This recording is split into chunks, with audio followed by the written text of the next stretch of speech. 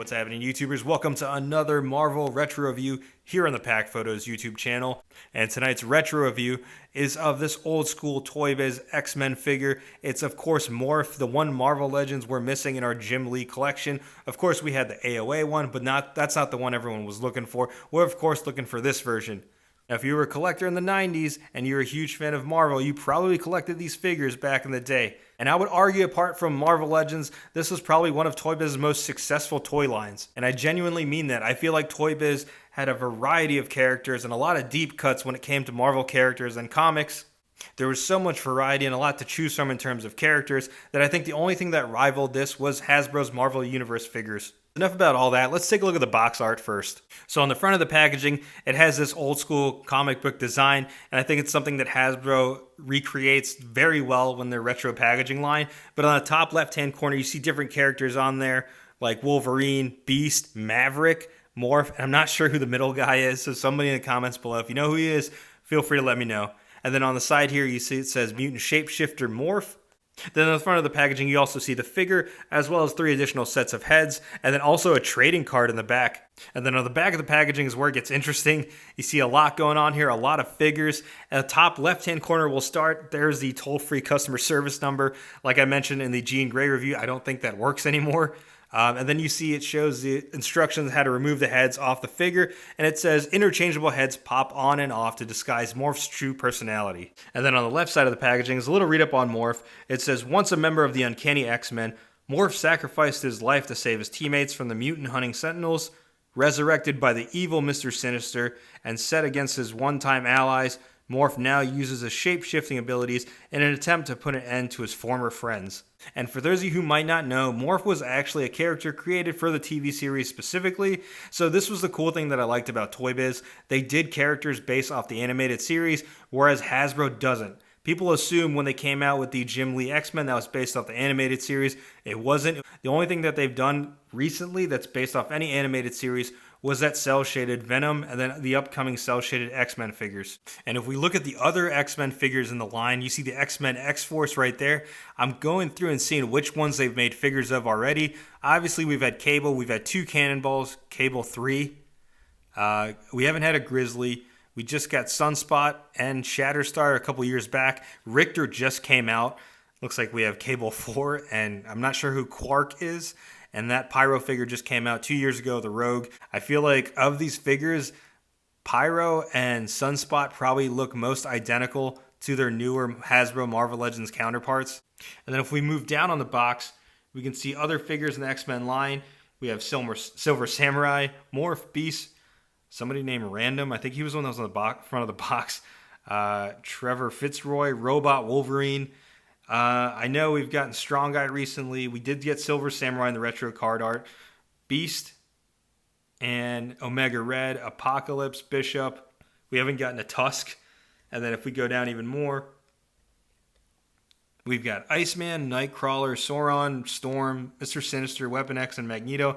And this whole entire column they've already made Marvel Legends of. And if we go down one more, we've also got Professor X, Cyclops, Ahab, Longshot, Sabretooth, and Brood. Now, I think there was a Brood Build-A-Figure during the early days of Hasbro Marvel Legends. We've, of course, had Sabretooth, Cyclops, and Professor X. We still have yet to see an updated Longshot. I know Toybiz did make a Marvel Legends of that. Hopefully, that's one that's coming up soon. All right, and that's enough about the box art. Let's go and get Morph out of the packaging. And here's Morph out of the packaging. We'll take a look at the additional head sculpts he comes with. But before I do that, I do want to show the way that Toybiz used to package the trading card in here wasn't practical. It's basically just 2 pieces of tape on the top and bottom of the card. So either way, if you take this out, it's most likely going to rip. But they'll get a pass because it was the 90s. And like I mentioned, Morph does come with 3 additional sets of interchangeable heads. The first one we're going to take a look at is Cyclops. And it's funny because he kind of looks like he's melting right here. But it's not bad. It's something from the 90s, so I can't really critique it too bad. And then the next head is of Wolverine. And man, look at those eyes. He's bugging out right now. And then the last one we're going to take a look at is when Morph was evil, when Mr. Sinister took control over him. And you can clearly tell he's evil because of those purple bags under his eyes. All right, now let's take a look at the figure itself, and we're going to start with the head sculpt, and I think he kind of resembles the Mad Hatter from Batman the Animated Series. Now, when taking a look at the figure, I think this buck is like a standard body mold that they used for other X-Men figures, or a lot of them, I should say. So I think this is just a reuse of Cyclops, because I know the bottom half for sure is. The top half might be, it just might have been painted differently. But Morph's costume was pretty standard and pretty plain, so it looks exactly how it looked like on the TV series, just missing that brown jacket. But yeah, not really much to critique in terms of paint application, but I must say, for something in the 90s, they actually did a pretty clean job on this. All right, now to go over the articulation portion, his head can move from side to side. It does have a joint right there, so you can move it around. Single jointed elbows, but it moves better than some single jointed elbows I see in some toy lines today. And then his leg can kick out and does have single jointed knee articulation. And the only thing is, I didn't think it had waist swivel, and then boom, it actually has waist swivel. So not bad engineering for something in the 90s, in my opinion. Now we're going to go ahead and switch the heads out, and you just pop it off like this, and there's no like hinge or anything like that. It's just stayed put like that. So you just pop the head on there. So we'll put the evil Morph on there. So that, and you can still move it side to side. And then we can see how he looks with Wolverine's head, where he looks like he's like tripping out. That's just silly to me. I don't know what it is. Just that face sculpt is insane. And then now we'll do the melted Cyclops look.